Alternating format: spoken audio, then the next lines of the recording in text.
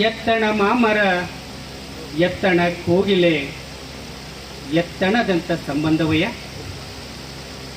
ಬೆಟ್ಟದ ನೆಲ್ಲಿಕಾಯಿ ಸಮುದ್ರದೊಳಗಣ ಉಪ್ಪು ಎತ್ತಣದಂಥ ಸಂಬಂಧವಯ್ಯ. ಕರೂರು ಕಲ್ಪತರು ಸಹಕಾರಿ ಸಂಘದ ಗೌರವಾನ್ವಿತ ಆಡಳಿತ ಮಂಡಳಿಯ ಸದಸ್ಯರೇ, ವೇದಿಕೆ ಮುಂಭಾಗದಲ್ಲಿ ಕುಳಿತಿರುಕೊಂಡಿರ್ತಕ್ಕಂಥ ದೇವರ ಸಮನರಾಗಿರ್ತಕ್ಕಂಥ ಗ್ರಾಹಕರೇ, ಎಲ್ಲಿ ಮಸ್ಕಿ ಎಲ್ಲಿ ಸಿರುಗುಪ್ಪ. ನನಗೆ ಆನ್ಲೈನ್ ಕ್ಲಾಸಲ್ಲಿ ಪರಿಚಯ ಆದಂಥವರು ಮಂಜುನಾಥ್ ಸರ್ ಮತ್ತು ಬಸವರಾಜ್ ಸರ್ ಅವರು. 2 ವರ್ಷದ ಹಿಂದೆ ಸರ್ ನಾವೆಲ್ಲ ಸಮಾನ ಮನಸ್ಕರು ಗೆಳೆಯರು ಸೇರಿ ನಮ್ಮ ಗ್ರಾಮದಲ್ಲಿ ಒಂದು ಸಹಕಾರಿ ಸಂಘವನ್ನು ಮಾಡಬೇಕಂತ ಮಾಡಿದ್ದೀವಿ, ನಿಮ್ಮ ಅಭಿಪ್ರಾಯ ಏನು ಸರ್? ನಾನಂದೆ, ಒಳ್ಳೆಯ ಮನಸ್ಸಿನಿಂದ ಸಚ್ಚಾರಿತ್ರ್ಯ ಗುಣಗಳಿಂದ ಕಾಯ ವಾಚ ಮನಸ್ಸಿನಿಂದ ಒಂದು ಹಣಕಾಸಿನ ಸಂಸ್ಥೆಯನ್ನು ನಾವು ಹುಟ್ಟು ಹಾಕ್ತೀವಿ ಎನ್ನುವ ಮನಸ್ಥಿತಿ ನಿಮ್ಮಲ್ಲಿ ಇದ್ದರೆ 100% ಅದು ಸಕ್ಸಸ್ ಆಗ್ತೈತಿ. ಇವತ್ತು ನಿಮ್ಮ ಕಣ್ಣೆದುರಿಗೆ ಈ ಸಹಕಾರಿ ಸಂಘ ಬೆಳೆದು ನಿಂತೈತಿ. ಬಂಧುಗಳೇ,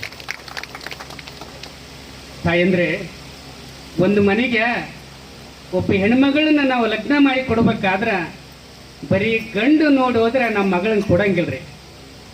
ಹುಡುಗ ಹೆಂಗದನ, ಇನ್ನು ನೌಕರಿ ಮಾಡ್ತಾನ, ಏನೋ ಒಕ್ಕಲ್ತನ ಮಾಡ್ತಾನ, ಏನೋ ಮಂತನ ಹೆಂಗೈತಿ, ನಡೆದ ಮಂತನ, ಮತ್ತು ಅವ್ರ ಫ್ಯಾಮಿಲಿ ಬ್ಯಾಕ್ಗ್ರೌಂಡ್ ಹೆಂಗೈತಿ, ಇದನ್ನೆಲ್ಲ ನಾವು ಯೋಚನೆ ಮಾಡ್ತೀವಿ ನಮ್ಮ ಮಗಳನ್ನ ಕೊಡ್ಬೇಕಾದ್ರೆ.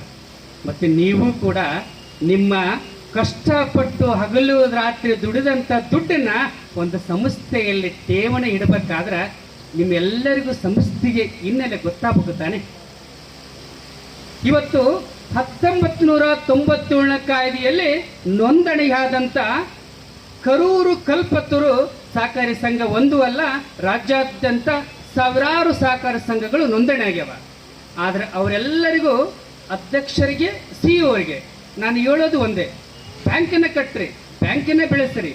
ಆದ್ರೆ ನಿಮ್ಮಲ್ಲಿ ಠೇವಣಿ ಇಡುವಂಥ ಗ್ರಾಹಕರಿಗೆ ಒಂದು ಸಾರಿ ಸಹಕಾರ ಕ್ಷೇತ್ರ ಹೆಂಗೆ ಹುಟ್ಟಿಗೆ ಅಂತು, ಹೆಂಗೆ ಬೆಳೀತು, ಈಗೇನು ಕೆಲಸ ಮಾಡಕತ್ತೈತಿ ಅನ್ನೋದ್ರ ಬಗ್ಗೆ ಸ್ವಲ್ಪ ಜ್ಞಾನವನ್ನು ನೀವು ಕೊಡ್ರಿ ಅಂತ ಪ್ರತಿಯೊಂದು ಸಹಕಾರಿ ಸಂಘಗಳಿಗೆ ನಾನು 25 ವರ್ಷದಿಂದ ನಾನು ಒಬ್ಬ ಅಲ್ಲಿ ಮ್ಯಾನೇಜರ್ ಆಗಿ ಕೆಲಸ ಮಾಡ್ತಿದ್ದೀನಿ. ಆದರೆ ನನ್ನ ಕಲ್ಪನೆ, ನನ್ನ ಒಂದು ಸಂಸ್ಥೆ ಬೆಳೆದ ಮುಖ್ಯ ಅಲ್ಲ, ರಾಜ್ಯದಲ್ಲಿ ಪ್ರತಿಯೊಬ್ಬರು ಸಹಕಾರಿ ಸಂಘದ ಸದಸ್ಯರಾಗಬೇಕು, ಅಲ್ಲಿ ಠೇವಣಿ ಇಡಬೇಕು. ಯಾರು ಠೇವಣಿ ಇಡಬೇಕು? ಆರ್ಥಿಕವಾಗಿ ಯಾರು ಸಬಲರಿದ್ದಾರೋ ಅಲ್ಲಿ ಠೇವಣಿ ಇಡ್ರಿ, ಆರ್ಥಿಕವಾಗಿ ಯಾರು ದುರ್ಬಲರಿದ್ದಾರೋ ಅಲ್ಲಿ ಸಾಲ ತೆಗೆದುಕೊಳ್ಳ್ರಿ.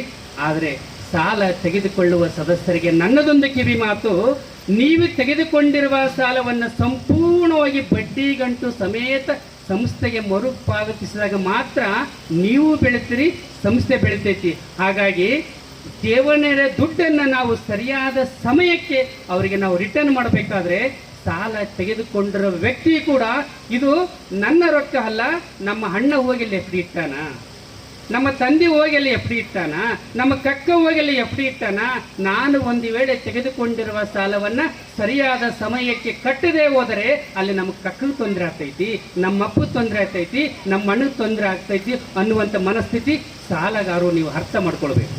ಯಾಕಂದ್ರೆ ಇಲ್ಲಿ ಸಾಲ ನಿಮಗೆ ಕೊಡಬೇಕಾದ್ರೆ ಸರ್ಕಾರದ ಅನುದಾನ ಏನಿರಂಗಿಲ್ರಿ.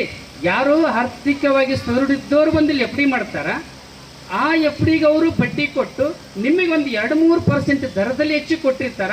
ಆ ಉಳಿದಂಥ 3% ದರದಲ್ಲಿ ಇಲ್ಲಿ building fund, salary, current bill, AIIMS ಕೊಡುಗೆ ಎಲ್ಲವನ್ನು ತೆಗೆದುಕೊಂಡು ಬ್ಯಾಂಕನ್ನು ಸದೃಢಗೊಳಿಸ್ಬೇಕು. ಹಾಗಾಗಿ ಸಾಲ ತೆಗೆದುಕೊಂಡು ಹೋರಿ ಮಾತ್ರ ದಯವಿಟ್ಟು ನೀವು ನಿಮ್ಮ ಮನೆಯ ಸಾಲ ನಾನು ತಗೊಂಡಿನಿ ಕಟ್ಟಬೇಕಂತ ಮನಸ್ಥಿತಿಯಿಂದ ನೀವು ಕಟ್ಟಿದಾಗ ಮಾತ್ರ ಒಂದು ಉಜ್ವಲವಾದ ಸಂಸ್ಥೆಯನ್ನು ಕಟ್ಟಬಲ್ಲೆವು. ಬಂಧುಗಳೇ, ನಿಮ್ಮೆಲ್ಲರೂ ನಾನು ಹೇಳಿದೆ ಸಹಕಾರ ಸಂಘದ ಬಗ್ಗೆ ತಿಳ್ಕೋಬೇಕು ಅಂತ. ಮಂಜು ಸರ, ನನಗೆ ಸಮಯ ಎಷ್ಟಿದೆ ಹೇಳಿ? ನಾನೇನು ಅರ್ಧ ತಾಸನೇ ಮುಗಿಸ್ಬೇಕಾ, 1 ತಾಸನೇ ಮುಗಿಸ್ಬೇಕಾ, ಇಲ್ಲ ಬೆಳತನ ಮಾತಾಡೋದು? ಯಾಕಂದರೆ ನಾನು ಸ್ಟ್ಯಾಂಡಪ್ ಕಾಮಿಡಿ ಹಾಸ್ಯ ಮಾಡ್ತೀನಿ, ಜನಪದ ಮಾಡ್ತೀನಿ, ಪುರಾಣ ಹೇಳ್ತೀನಿ, ಪ್ರವಚನ ಹೇಳ್ತೀನಿ, ಹೆಣ್ಮಕ್ಳನ್ನ ಅಳಿಸ್ತೀನಿ. ಅಂತಂಥ ಮಾತುಗಳು ಅಥವಾ ಜನಪದ ಸಾಹಿತ್ಯದಲ್ಲಿ. ಹಾಗಾಗಿ ನನಗೆ ಸಮಯ ಎಷ್ಟಿದೆ? 1 ತಾಸ 45 ನಿಮಿಷನ. ಆದಷ್ಟು ಮಟ್ಟಿಗೆ ನಿಮಗೆ ಬೋರ್ ಮಾಡೋಂಗಿಲ್ಲ ಸಬ್ಜೆಕ್ಟು. ನಿಮ್ಮನ್ನು ಕಾರ್ಯಕ್ರಮದ ಜೊತೆಯಲ್ಲಿ ಕರ್ಕೊಂತ ಹೋಗ್ತೀನಿ ನಾನು. ಬಂಧುಗಳೇ, ನೀವು ಅರ್ಥ ಮಾಡ್ಕೋಬೇಕು ಸಹಕಾರ ಅಂದರೆ ಏನು. ಸಹಕಾರ ಸಂಘ ಅಂದರೆ ಏನು? ನಮ್ಮ ಭಾರತ ದೇಶದಲ್ಲಿ ಸಹಕಾರಿ ಸಂಘ ಹೆಂಗೆ ಬೆಳೆದು ಬಂತು, ಇದನ್ನು ನೀವು ಒಂದು ಅರ್ಧ ತಾಸಿನಲ್ಲಿ ಈ ಸಬ್ಜೆಕ್ಟ್ ನಿಮಗೆ ಮನಕಲಕವಾಗಿ ಕೊಡ್ತೀನಿ. ಆವಾಗ ನಿಮಗೆ ಗೊತ್ತಾಗ್ತೈತಿ ನಾವು 1 ರೂಪಾಯಿ ಕೂಡ ಮನೆ ಇಟ್ಕೊಳ್ಳೋದು ಬೇಡ, 10 ರೂಪಾಯಿ ಇದ್ರೂ ಕೂಡ ಬ್ಯಾಂಕಲ್ಲಿ ಠೇವಣಿ ಇಡುವಂಥ ಮನಸ್ಥಿತಿಗೆ ನೀವು ಬರುತ್ತೀರಿ ಸಹಕಾರ ಬಂಧುಗಳೇ. ಆ ರೀತಿ ಹಿನ್ನೆಲೆ ಸಹಕಾರ ಕ್ಷೇತ್ರಕ್ಕಿದೆ. ಸಹಕಾರ ಅಂದರೆ ಒಂದೇ, ಒಬ್ಬರಿಗೊಬ್ಬರು ಕೂಡಿಕೊಂಡು ಕೆಲಸ ಮಾಡುವುದು. ನಾನೇನು ಕೆಲಸ ಮಾಡೋದು ನನ್ನ ಜೊತೆ ಇನ್ನೊಬ್ಬರು ಸಹಕಾರ ಕೊಡೋದು, ಇದೇ ಸಹಕಾರ, ಬದಲೇನಿಲ್ಲ. ಸಹಕಾರಿ ಸಂಘ ಅಂದ್ರೆ ಏನು? ಹೆಂಗಿವರು ಕರೂರು, ಕಲ್ಪತ್ತೂರು, ಪತ್ತಿನ ಸವರ್ತ ಸಹಕಾರವನ್ನ ಇವರೆಲ್ಲ ಸಮಾನ ಮನಸ್ಕರು ಗೆಳೆಯರು ಒಂದು ಗುಡಿಯಲ್ಲಿ ಕುಂತು ಒಂದು ಆರ್ಥಿಕ ಚಟುವಟಿಕೆ ಉಳ್ಳುವಂಥ ಸಂಘವನ್ನ ಹುಟ್ಟು ಹಾಕಿದ್ರೆ ಅದು ಸೌಹಾರ್ದ ಇರ್ಬೋದು, ಪತ್ತಿನ ಇರ್ಬೋದು, ಪ್ಯಾಕ್ಸ್ ಇರ್ಬೋದು. ಒಂದು ಸೌಹಾರ್ದ ಸಹಕಾರ ಹುಟ್ಟು ಹಾಕಿದ್ರೆ ಅದಕ್ಕೆ ಸಹಕಾರಿ ಸಂಘ. ಅದು ನಿಮ್ಮ ಕಣ್ಣೆದುರಿಗೆ ಬೆಳೆದು ನಿಂತೈತಿ. ಒಂದು ಸಾರಿ ಜೋರಾದ ಚಪ್ಪಳೆ ತಟ್ಟಬೇಕು ಬಂಧುಗಳೇ ಈ ಸಹಕಾರಿ ಸಂಘವನ್ನು. ಈ ಗೆಳೆಯರಿಗಾಗಿ ನನಗೆ ಭಾಳ ಖುಷಿ ಅನಿಸ್ತದೆ. ನಾನು 100 ಕಿಲೋಮೀಟರ್ ಬಂದಿದ್ದೀನಿ ಅಂತಂದರೆ ಅಭಿನಂದಕ ಮಂಜುನಾಥ್ ಸರ್ ಹೇಳಿದರು, ಸರ್ ನಮ್ಮ ಜೀಬಿಗೆ ಬರಬೇಕಿರಂದೆ. ನಾನು ಯಾವುದೇ ಕಾರ್ಯಕ್ರಮಕ್ಕೆ ಹೋಗಬೇಕಾದ್ರೆ ಸರ ಜೀಬಿಗೆ ಬರಬೇಕು, ಬ್ಯಾಂಕಿಂಗ್ ಕಾರ್ಯಕ್ರಮ ಬರಬೇಕಂದ್ರೆ ಫಸ್ಟ್ ಬ್ಯಾಲೆನ್ಸ್ ಶೀಟನ್ನು ಕೇಳ್ತೀನಿ. ನಿಮ್ಮದು ಠೇವಣಿ ಎಷ್ಟೈತಿ, ಸಾಲ ಎಷ್ಟು ಕೊಟ್ಟಿರಿ, ಇನ್ನೊಂದು ಬ್ಯಾಂಕ್ ಎಷ್ಟು ಎಫ್ ಇಟ್ಟಿರಿ, ಎಷ್ಟು ವಸೂಲು ಮಾಡಿರಿ, ಫಸ್ಟ್ ಅದು ನಾನು ಕೇಳಿದ ಯಾವ ಕಾರ್ಯಕ್ರಮ ಬರೋದಿಲ್ಲ. ಅವ್ರ ಠೇವಣಿನ ಕೇಳಿದಾಗ ಬಂಧುಗಳೇ ನಾನು ಸರಿ ಸುಮಾರು ಒಂದು 200 ಕಾರ್ಯಕ್ರಮ ಕೊಟ್ಟಿರ್ಬೋದು. ಆದರೆ ಎಲ್ಲ ಸಹಕಾರಿ ಸಂಘಗಳನ್ನು ಬ್ಯಾಲೆನ್ಸ್ ಶೀಟನ್ನು ಸೂಕ್ಷ್ಮ ಗಮನಿಸಿದಾಗ ಅತಿ ಶಾರ್ಟ್ ಪೀರಿಯಡಲ್ಲಿ ನೋಡಿ, ಬರೀ 20 ತಿಂಗಳಲ್ಲಿ 12 ಕೋಟಿ ಹತ್ತತ್ರ ಡೆಪಾಸಿಟ್ಟು, 8.5 ಕೋಟಿ ಲೋನು, 3 ಕೋಟಿ ಇನ್ನೊಂದು ಬ್ಯಾಂಕಲ್ಲಿ ಇನ್ವೆಸ್ಟ್ಮೆಂಟ್ ಮಾಡಿದ್ದಾರೆ. ನಿಮಗೂ ತೊಂದರೆ ಆಗಬಾರ್ದು ಅಂತೇಳಿ. ಹಾಗಾಗಿ ಅಂಥ ಬ್ಯಾಂಕಲ್ಲಿ ನೀವು ಠೇವಣಿ ಇಡೋದಕ್ಕೆ ಪುಣ್ಯ ಮಾಡಿರಿ ಅನ್ನುವಂಥ ಮಾತನ್ನು ಹೇಳ್ತಾ ಬಂಧುಗಳೇ, ಭಾರತ ದೇಶದಲ್ಲಿ ಸಹಕಾರ ಕ್ಷೇತ್ರ ಸುಮಾರು 5 ಹಂತಗಳಲ್ಲಿ ಬೆಳೆದು ಬಂತು. ಒಂದು ಸ್ವತಂತ್ರಕ್ಕಿಂತ ಪೂರ್ವ, ನಂತರ ಸ್ವತಂತ್ರ ನಂತರ ಹೊಸ ಆರ್ಥಿಕ ನೀತಿ, ನಂತರ ಸೌಹಾರ್ದ ಯುಗ, ನಂತರ ಭಾರತದ ಸಂವಿಧಾನದಲ್ಲಿ ಸಹಕಾರ ಕ್ಷೇತ್ರಕ್ಕೆ ಒಂದು ಉನ್ನತವಾದಂಥ ಸ್ಥಾನಮಾನ. ಸ್ವತಂತ್ರಕ್ಕಿಂತ ಪೂರ್ವದಲ್ಲಿ ರೈತರೇ ಬಹಳ ಅರ್ಥ ಮಾಡ್ಕೋಬೇಕು ನೀವು. ಸ್ವತಂತ್ರಕ್ಕಿಂತ ಪೂರ್ವದಲ್ಲಿ ನಮ್ಮ ರೈತರ ಕರಕಷ್ಟಗಳು ಪ್ರಾಣಿಗಳಿಗಿಂತಲೂ ಕರಕಷ್ಟವಾಗಿತ್ತು. 10 ರೂಪಾಯಿ ಕೂಡ ಹುಟ್ಟುತ್ತಿದ್ದಿಲ್ಲ. ಅಂತಹ ಸಮಯದಲ್ಲಿ ಆಗಿನ ಬ್ರಿಟಿಷ್ ಸರ್ಕಾರ ಫ್ರೆಡರಿಕ್ ನಿಕೋಲ್ಸನ್ ಅಂತಕ್ಕಂಥ ಒಬ್ಬ ಅಧಿಕಾರಿಯನ್ನ ಇಂಗ್ಲೆಂಡ್ ದೇಶಕ್ಕೆ ಕಳಿಸಿ ಸಹಕಾರ ಕ್ಷೇತ್ರದ ಬಗ್ಗೆ ಅಧ್ಯಯನ ಮಾಡಿಕೊಂಡು ಬನ್ನಿ, ಇಲ್ಲಿ ಒಂದು ಸಹಕಾರ ಸಂಘ ಹುಟ್ಟು ಹಾಕೋಣ ಅಂತ ತಿಳ್ಕೊಂಡು ಆ ಇಂಗ್ಲೆಂಡ್ಗೆ ಕಳಿಸಿದಾಗ ಫ್ರೆಡರಿಕ್ ನಿಕೋಲ್ಸನ್ ಅಂತ ಅಧಿಕಾರಿ ಸಂಪೂರ್ಣವಾದ ಅಧ್ಯಯನ ಮಾಡಿಕೊಂಡು ಬಂದು 1904 ಮಾರ್ಚ್ 25ರಂದು ಅಖಿಲ ಭಾರತ ಪತ್ತಿನ ಸಹಕಾರಿ ಕಾಯ್ದೆಯನ್ನು ಜಾರಿಗೆ ತಂದರು. ಆದರೆ ನಮ್ಮ ಭಾರತ ದೇಶದಲ್ಲಿ ಸಹಕಾರ ಕಾಯ್ದೆ ಆರಂಭವಾಗಿದ್ದು ಸಹಕಾರಿ ಕಾನೂನು ಮುಖಾಂತರ ನಾವು ಬಹಳ ಹೆಮ್ಮೆ ಪಡಬೇಕು ಸರ. ಇಡೀ ಏಷ್ಯಾ ಖಂಡದಲ್ಲಿಯೇ ನಮ್ಮ ಭಾರತ ದೇಶದ, ಅದು ನಮ್ಮ ಕರ್ನಾಟಕ ರಾಜ್ಯದ ಧಾರವಾಡ ಜಿಲ್ಲೆಯ ಗದಗ ತಾಲೂಕಿನ ಕಣಗಿನಹಾಳ ಗ್ರಾಮದ ಸಿದ್ದನಗೌಡ ಸಣ್ಣ ರಾಮಗೌಡ ಪಾಟೀಲ್ ಪ್ರಪ್ರಥಮ ಕೃಷಿ ಪತ್ತಿನ ಸಹಕಾರ ಸಂಘ ಹುಟ್ಟಾಗಿದೆ. ಒಂದು ಸಲ ಜೋರದ ಚಪ್ಪಳೆ ತಪ್ಪಬೇಕು. ನಾವೇನಾದ್ರೂ ಚಂದಲ್ಲಿ ಭಾಷಣ ಮಾಡಕತ್ತೀವಿ, ವೇದಿಕೆ ಮೇಲೆ ಅತಿಥಿಗಳು ಕುಂತಾರ, ಇದು ಚಂದ ನೀವು ಆರ್ಥಿಕ ಸದೃಢ ಆಗಿರಿ ಅಂತಂದ್ರೆ ಸಿದ್ದನಗೌಡ ಅವರೊಂದು ಕಲ್ಪನೆ. ಅವರು 1905 ಮೇ 8ರಂದು ಪ್ರಪ್ರಥಮ ಕೃಷಿ ಪತ್ತಿನ ಸಹಕಾರ ಸಂಘನ ಹುಟ್ಟು ಹಾಕಿ 10 ಜನನ ಸೇರಿಸಿದ್ರು, ಗುಂಪು ಮಾಡಿದ್ರು. 1 ಆಣಿ 2 ಆಣಿ ರೊಕ್ಕ ಕಲೆಕ್ಟ್ ಮಾಡಿ ಗುಂಪು ಮಾಡಿ ಅದ್ರ ಒಬ್ಬರಿಗೆ ಸಾಲ ಕೊಡೋದು. 10 ಮಂದಿ ಸಾಲ ತಗೊಂಡು ಅದನ್ನ ಮತ್ತೆ ಗುಂಪಿಗೆ ಮತ್ತೆ ಮರುಕಳಿಸ್ಬೇಕು. ಇದನ್ನ 10 ಮಂದಿ ಸೇರ್ತಾ ಹೋದ್ರೆ ಫಸ್ಟ್ ಸಹಕಾರ ಕಲ್ಪನೆಯನ್ನು ಹುಟ್ಟು ಹಾಕಿದ್ರು. ಇದು ಬೆಳೀತಾ ಬಂತರು, ಆದರೆ ಸಹಕಾರ ಕ್ಷೇತ್ರ ಅಷ್ಟು ನಿರೀಕ್ಷಿತ ಬೆಳೆಯಲಿಲ್ಲ. ಕೊನೆಗೆ 1935ರಲ್ಲಿ ಭಾರತೀಯ ರಿಸರ್ವ್ ಬ್ಯಾಂಕ್ ಸ್ಥಾಪನೆ ಆಯಿತು.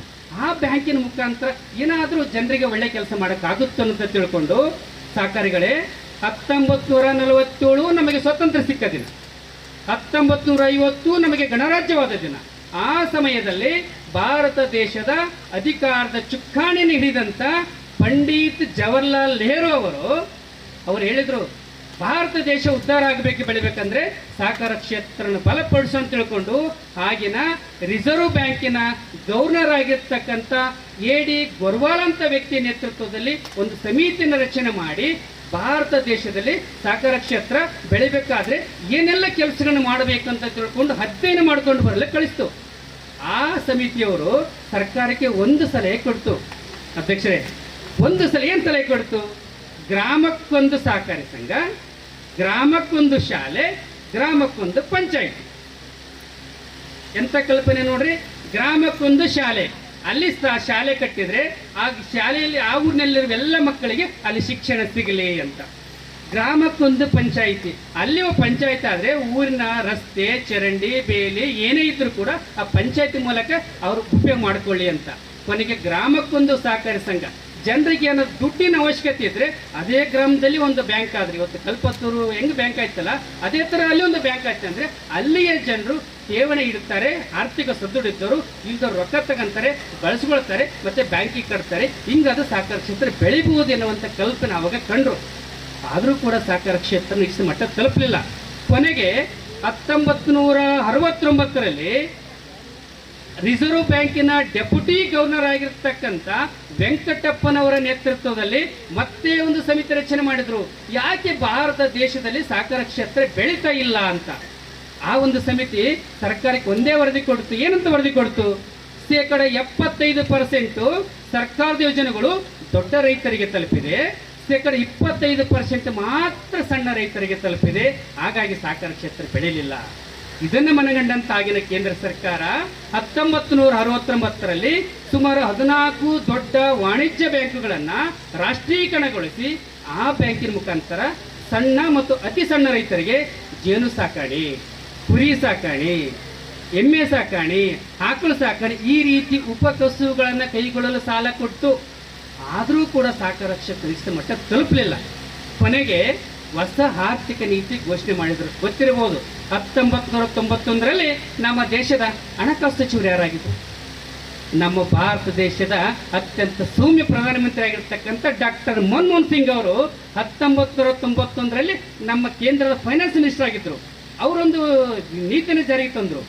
ನಾಗಾಲೋಟದಲ್ಲಿ ಬೆಳೀತಿರೋ ಈ ಜಗತ್ತಿನ ಜೊತೆ ನಾವು ಕಾಂಪೀಟ್ ಮಾಡಬೇಕಾದ್ರೆ, ನಾವು ಬೆಳಿಬೇಕಾದ್ರೆ ಬರೀ ನಮ್ಮ ದೇಶದ ಬಂಡವಾಳದಿಂದ ಸಾಧ್ಯ ಇಲ್ಲ. ಜಗತ್ತಿನ ದೇಶ ವಿದೇಶಿ ಕಂಪನಿಯವರು ಇಲ್ಲಿ ಬಂದು ಬಂಡವಾಳ ಹೂಡಿ ಇಲ್ಲಿಯ ಸಂಪನ್ಮೂಲ ವೃದ್ಧಿ ಆಗ್ತದೆ, ನಮ್ಮವರಿಗೆ ಕೆಲಸ ಸಿಗ್ತದೆ, ಇದರಿಂದ ದೇಶ ಉದ್ಧಾರ ಆಗ್ತದೆ ಅಂತ ತಿಳ್ಕೊಂಡು 19